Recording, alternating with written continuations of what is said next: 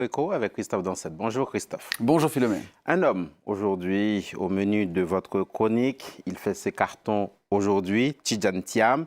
Il a dirigé le Crédit Suisse pendant 5 ans. Il est le premier franco-ivoirien à avoir été à la tête d'un établissement bancaire en Europe aussi important, aussi prestigieux. Il part cependant sur fond de scandale, une affaire d'espionnage rocambolesque.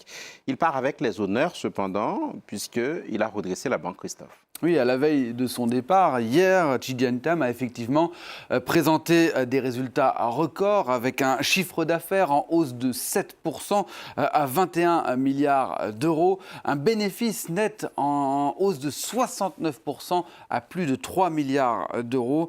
Il s'est évidemment félicité de ce résultat, lui qui avait trouvé la banque en très mauvaise posture lorsqu'il a pris ses fonctions en 2015. Ses premiers mois à la tête du groupe ont d'ailleurs été marqués par une chute vertigineuse de l'action du groupe qui a été divisée par deux pendant toute cette période.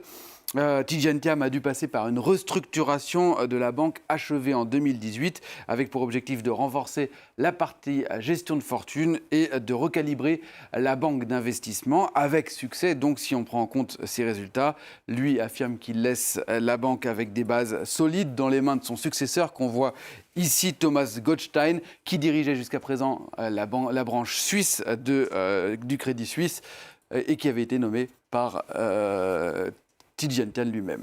Quel est le profil de ce personnage? Il a l'air assez atypique, Christophe. Fils d'un ancien ministre sénégalais et de la nièce du président ivoirien Félix Houphouët-Boigny. Il fait des études en France très prestigieuses qu'il réussit brillamment. On voit, il a été major de l'école des mines, c'est pour vous dire. Il est titulaire d'un MBA de l'INSEAD à Fontainebleau et puis surtout, il est diplômé de l'école polytechnique. Pour la petite histoire, il a d'ailleurs défilé avec sa promotion sur les Champs-Élysées en 1983 sous le regard d'un certain François Mitterrand qu'on voit ici. Il était d'ailleurs au premier rang de cette promotion 81 de l'école polytechnique, même si je n'ai pas pu retrouver les images exactes où il apparaît. S'ensuit une carrière professionnelle tout aussi brillante. Il sera ministre du Plan et du Développement de la Côte d'Ivoire en 1998. Assez brièvement, il passe par McKinsey, Aviva, et puis il devient PDG du groupe d'assurance britannique Prudential. Et c'est de là qu'il sera débauché pour venir sauver le Crédit Suisse en 2015.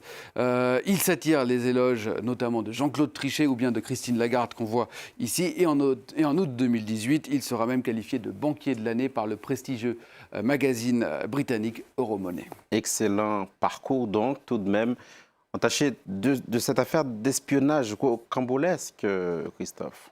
Tout commence comme un très bon film policier en septembre dernier. Le directeur de la gestion de fortune internationale du Crédit Suisse surprend 3 hommes qui sont derrière lui dans une voiture en train de le suivre dans les rues de Zurich. S'ensuit une altercation sur la voie publique.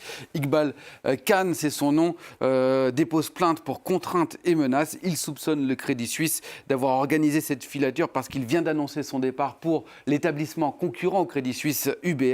Le groupe aurait monté l'opération pour éviter que le banquier star ne débauche des collaborateurs, voire des clients. Une enquête interne blanchit néanmoins Tidjane Thiam.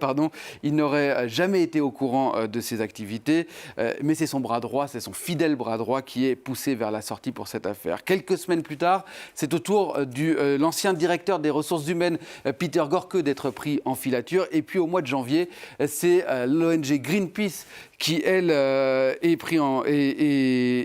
mise sous surveillance pour connaître ses prochaines actions. L'ONG était parvenue, on le voit ici sur ces images, à perturber l'Assemblée générale du groupe en avril 2017, sous les regards de Tidjane Thiam qu'on a vu apparaître puisqu'il était en train de prononcer son discours, ce que ce dernier n'avait pas du tout apprécié. Tidjane Thiam qui a été blanchi par l'enquête interne, vous l'avez rappelé. Question désormais, maintenant qu'il part, quelle suite pour lui? Eh bien, il y a un an, au quotidien Les Échos, il avait déclaré qu'il ne dirigerait pas un troisième groupe après Prudential et après le Crédit Suisse, que sa carrière de PDG prendrait fin après son passage au Crédit Suisse. Alors certains le voient désormais briguer la tête du FMI, même si on sait que la place du FMI vient d'être prise récemment. D'autres le voient retourner en politique. La presse ivoirienne, à l'image du site Kwasi ou bien de Yeklo qu'on voit ici, spécule déjà sur une possible candidature pour la présidentielle du mois d'octobre prochain en Côte d'Ivoire. Des groupes de soutien ont d'ailleurs déjà été créés sur les réseaux sociaux. Lui, pour le moment, évidemment, il maintient le suspense et il affirme simplement qu'il commencera par se reposer. Merci beaucoup, Christophe Dansette. C'était l'info écho dans Paris Direct. Passons maintenant au focus et avec les équipes de France Télévisions.